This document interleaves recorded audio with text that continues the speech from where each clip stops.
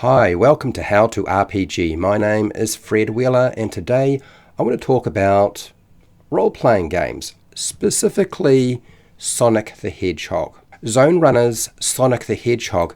This is a 5e compatible document. It's been there for a while. There's been a few revisions and I thought it would be nice to actually cover this in a live stream. The idea behind this, and many of the ones that I put forward there where there's free content, when it's fan made, is that I want to get it more exposure. I want people to know about it.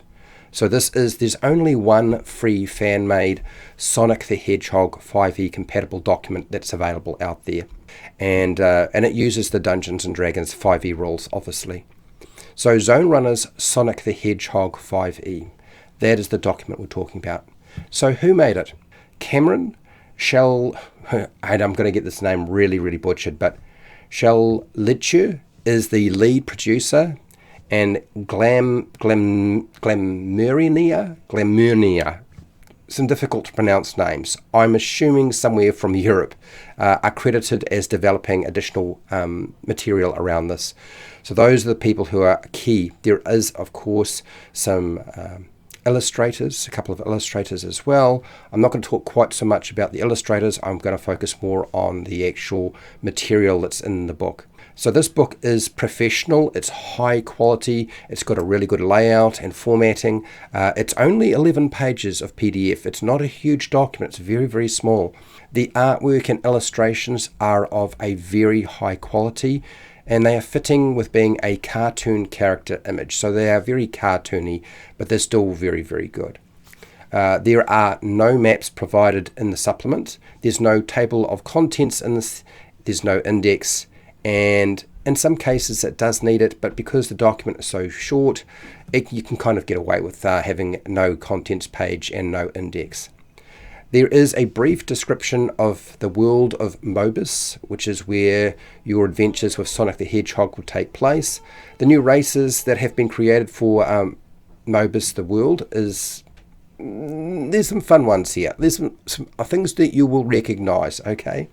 The races choices are your armadillo, the badger, the bat, the chameleon, the echidnia, I think it's echidnia, fox, hedgehog, of course, squirrel, urson, which I think is cow, wolf, and then there's a single class archetype provided, designed around the Oath of the Wind. So if you want to play a paladin, you can. Oath of the Wind is one of the options there. Well, the only option there, actually, in terms of what's been developed. There is one new artifact called the Chaos Emerald.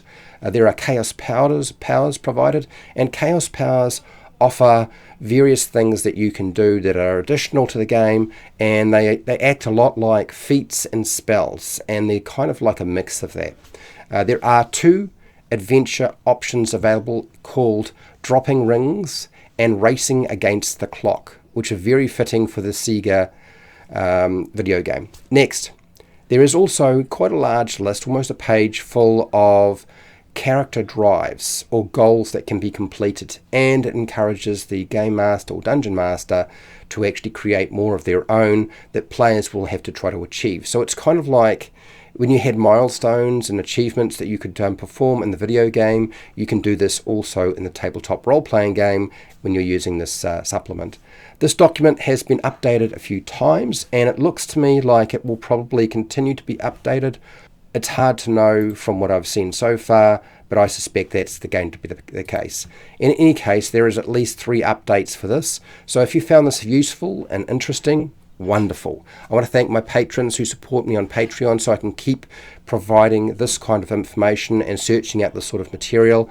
I want to thank you for listening and watching. And hey, till next time, keep rolling those 20s.